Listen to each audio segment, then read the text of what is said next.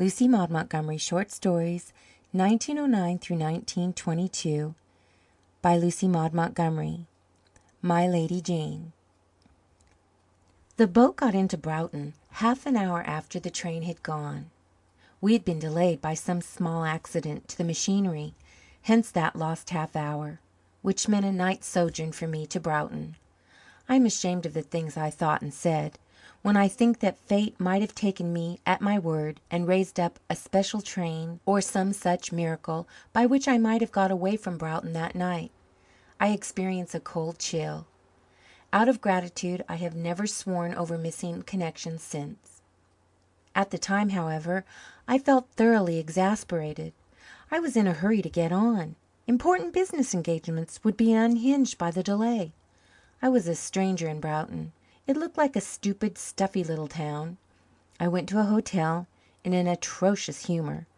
After I had fumed until I wanted a change, it occurred to me that I might as well hunt up Clark Oliver, by way of passing the time. I had never been overly fond of Clark Oliver, although he was my cousin. He was a bit of a cad, and stupider than anyone belonging to our family had a right to be. Moreover, he was in politics, and I detest politics. But I rather wanted to see if he looked as much like me as he used to. I hadn't seen him for 3 years, and I hoped that the time might have differentiated us to a saving degree. It was over a year since I had last been blown up by some unknown, excited individual on the ground that I was that scoundrel Oliver, politically speaking. I thought that was a good omen. I went to Clark's office, found he had left, and followed him to his rooms. The minute I saw him I experienced the same nasty feeling of lost or bewildered individuality which always overcame me in his presence. He was so absurdly like me. I felt as if I were looking into a mirror where my reflection persisted in doing things I didn't do, thereby producing a most uncanny sensation. Clark pretended he was glad to see me. He really couldn't have been, because his great idea hadn't struck him then, and we had always disliked each other. "Hello, Elliott," he said, shaking me by the hand with a twist he had learned in election campaigns, whereby something like heartiness was simulated. "Glad to see you, old fellow. Gad, you're as like me as ever. Where did you drop from?" I explained my predicament, and we talked amiably and harmlessly for a while about family gossip. I abhor family gossip, but it is a shade better than politics, and those two subjects are the only ones on which Clark can converse at all. I described Mary Alice's wedding, and Florence's new young man, and Tom and Kate's twins. Clark tried to be interested, but I saw he had something on what serves him for a mind. After a while it came out. He looked at his watch with a frown. "I'm in a bit of a puzzle," he said. "The Mark Kennedys are giving a dinner tonight. You don't know them, of course. They're the big people of Broughton. Kennedy runs the politics of the place, and Mrs. K makes or mars people socially. It's my first invitation there, and it's necessary I should accept it. Necessary every way. Mrs. K would never forgive me if I disappointed her at the last moment. Not that I, personally, am of much account yet to her, but it would leave a vacant place. Mrs. K would never notice me again, and as she bosses Kennedy, I can't afford to offend her. Besides, there's a girl who'll be there. I've met her once. I want to meet her again. She's a beauty, and no mistake. Top lofty, as they make 'em, though. However, I think I've made an impression on her. It was at the Harveys' dance last week. She was the handsomest woman there, and she never took her eyes off me. I've given Mrs. Kennedy a pretty broad hint that I want to take her in to dinner. If I don't go, I'll miss all round."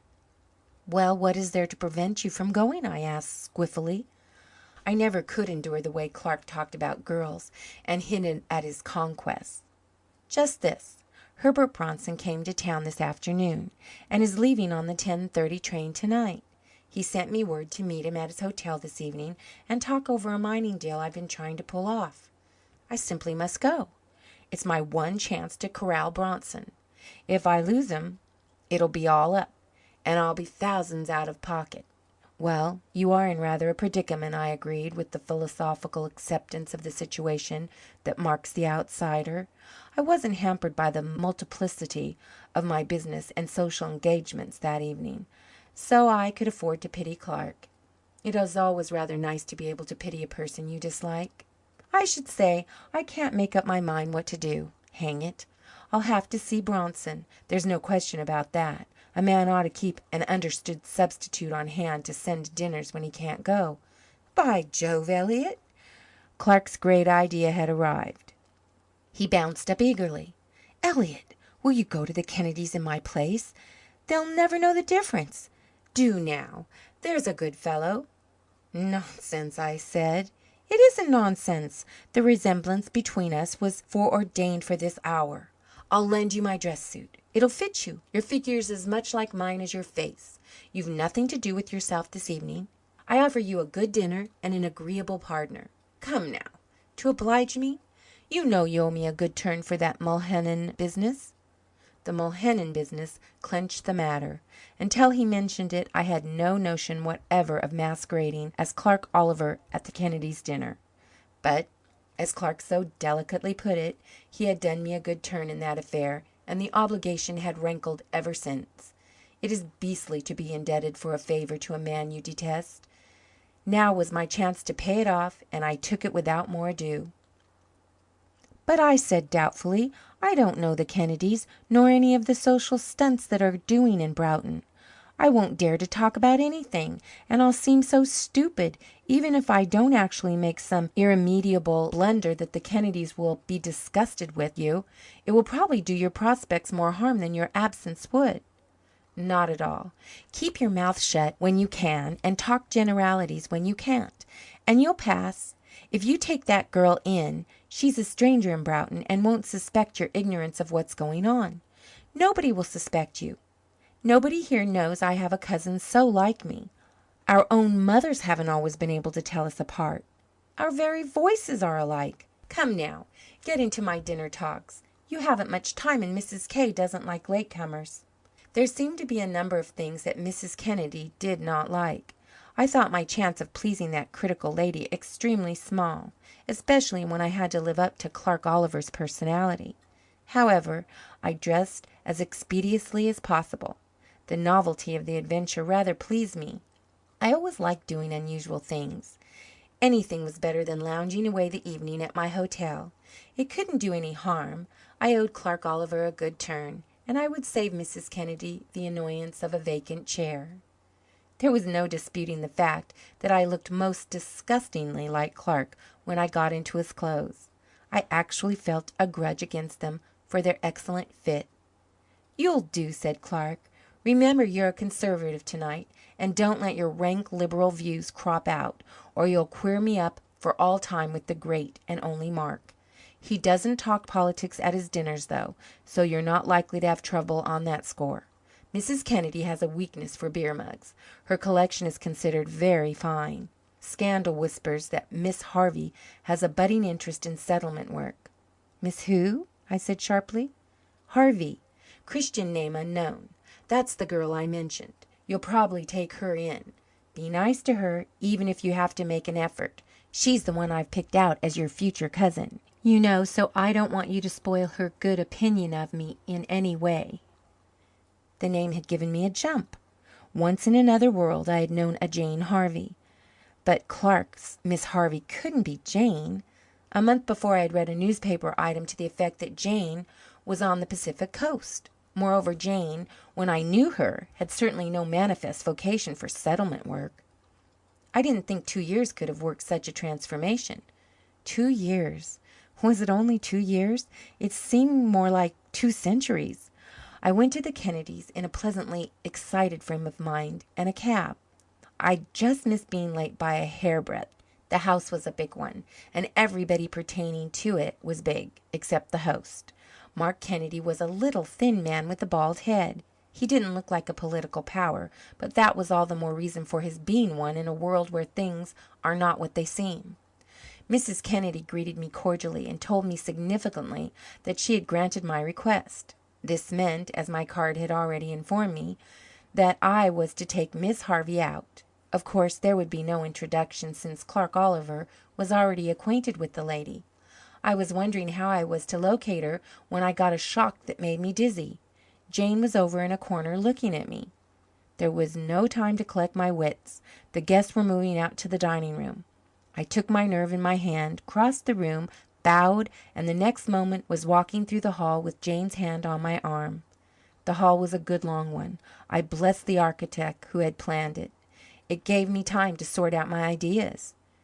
Jane here. Jane going out to dinner with me, believing me to be Clark Oliver. Jane. But it was incredible. The whole thing was a dream. Or had I gone crazy? I looked at her sideways when we had got into our places at the table. She was more beautiful than ever, that tall, brown-haired, disdainful Jane. The settlement work story I was inclined to dismiss as a myth. Settlement work in a beautiful woman generally means crow's feet or a broken heart. Jane, according to my sight and belief, possessed neither. Once upon a time I had been engaged to Jane.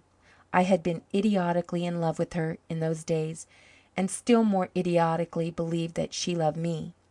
The trouble was that, although I had been cured of the latter phase of my idiocy, the former had become chronic. I had never been able to get over loving Jane. All through those 2 years I had hugged the fond hope that sometime I might stumble across her in a mild mood and make matters up. There was no such thing as seeking her out or writing to her, since she had icily forbidden me to do so, and Jane had a most detestable habit in a woman of meaning what she said. But the deity I had invoked was the god of chance, and this was how he had answered my prayers. I was eating my dinner beside Jane, who supposed me to be Clark Oliver. What should I do? Confess the truth and plead my cause, while she had to sit beside me? That would never do. Someone might overhear us, and in any case it would be no passport to Jane's favour that I was a guest in the house under false pretences. She would be certain to disapprove strongly. It was a maddening situation. Jane, who was calmly eating soup, she was the only woman I had ever seen who could eat soup and look like a goddess at the same time, glanced around and caught me studying her profile. I thought she blushed slightly, and I raged inwardly to think that blush was meant for Clark Oliver. Clark Oliver, who had told me he thought Jane was smitten on him. Jane on him? "Do you know, Mr. Oliver," said Jane slowly, "that you are startlingly like a person I used to know. When I first saw you the other night, I took you for him." "A person you used to know?" "Oh, Jane, that was the most unkindest cut of all." "My cousin, Elliott Cameron, I suppose," I answered as indifferently as I could. "We resemble each other very closely. You are acquainted with Cameron, Miss Harvey?" "Slightly," said Jane. "A fine fellow," I said unblushingly. "Ah," said Jane. "My favourite relative," I went on brazenly. "He's a thoroughly good sort. Rather dull now to what he used to be, though. He had an unfortunate love affair 2 years ago and has never got over it." "Indeed," said Jane coldly, crumbling a bit of bread between her fingers. Her face was expressionless and her voice ditto, but I had heard her criticize nervous people who did things like that at table. "I fear poor Elliott's life has been completely spoiled," I said with a sigh. "It's a shame." "Did he confide the affair to you?" asked Jane a little scornfully. "Well, after a fashion. He said enough for me to guess the rest. He never told me the lady's name. She was very beautiful, I understand, and very heartless. Oh, she used him very badly." "Did he tell you that too?" asked Jane. "Not he. He won't listen to a word against her. But a chap can draw his own conclusions, you know." "What went wrong between them?" asked Jane. She smiled at a lady across the table as if she were merely asking questions to make conversation, but she went on crumbling bread. "Simply a very stiff quarrel, I believe. Elliott never went into details. The lady was flirting with somebody else, I fancy." "People have such different ideas about flirting," said Jane languidly. "What one would call mere simple friendliness and another construes into flirting. Possibly your friend, or is it your cousin, is one of those men who become insanely jealous over every trifle and attempt to exert authority before they have any to exert. A woman of spirit would hardly fail to resent that." Of course Elliott was jealous, I admitted. But then, you know, Miss Harvey, that jealousy is said to be the measure of a man's love. If he went beyond his rights, I am sure he is bitterly sorry for it. Does he really care about her still? Asked Jane, eating most industriously, although somehow the contents of her plate did not grow noticeably less. As for me, I didn't pretend to eat. I simply pecked. He loves her with all his heart, I answered fervently. There never has been and never will be any other woman for Elliott Cameron. Why doesn't he go and tell her so? Inquired Jane, as if she felt rather bored over the whole subject. He doesn't dare to. She forbade him ever to cross her path again. Told him she hated him and always would hate him as long as she lived. She must have been an unpleasantly emphatic young woman, commented Jane. I'd like to hear anyone say so to Elliott, I responded. He considers her perfection. I'm sorry for Elliott. His life is wrecked. Do you know, said Jane slowly, as if poking about in the recesses of her memory for something half forgotten, I believe I know the girl in question. Really? I said. Yes, she is a friend of mine. She never told me his name, but putting two and two together, I believe it must have been your cousin. But she thinks she was the one to blame. Does she? It was my turn to ask questions now, but my heart thumped so that I could hardly speak. Yes, she says she was too hasty and unreasonable. She didn't mean to flirt at all, and she never cared for anyone but him. But his jealousy irritated her. I suppose she said things to him she didn't really mean. She never supposed he was going to take her at her word. Do you think she cares for him still? Considering what was at stake, I think I asked the question very well. I think she must, said Jane languidly. She has never looked at any other man. She devotes most of her time to charitable work, but I feel sure she isn't really happy. So the settlement story was true? Oh, Jane! What would you advise my cousin to do? I asked. Do you think he should go boldly to her? Would she listen to him? Forgive him? She might, said Jane. Have I your permission to tell Elliott Cameron this? I demanded. Jane selected and ate an olive with maddening deliberation. I suppose you may, if you are really convinced that he wants to hear it, she said at last, as if barely recollecting that I had asked the question 2 minutes previously. I'll tell him as soon as I go home, I said. I had the satisfaction of startling Jane at last. She turned her head and looked at me. I got a good, square, satisfying gaze into her big, blackish blue eyes. Yes, I said, compelling myself to look away. He came in on the boat this afternoon, too late for his train. Has to stay over till tomorrow night. I left him in my rooms when I came away. Doubtless tomorrow will see him speeding recklessly to his dear divinity. I wonder if he knows where she is at present. If he doesn't, said Jane with the air of dismissing the subject once and forever from her mind, I can give him the information. You may tell him I'm staying with the Duncan Moores and shall be leaving day after tomorrow. By the way, have you seen Mrs. Kennedy's collection of steins? It is a remarkably fine one. Clark Oliver couldn't come to our wedding, or wouldn't. Jane has never met him since, but she cannot understand why I have such an aversion to him, especially when he had such a good opinion of me. She says she thought him charming and one of the most interesting conversationalists she ever went out to dinner with.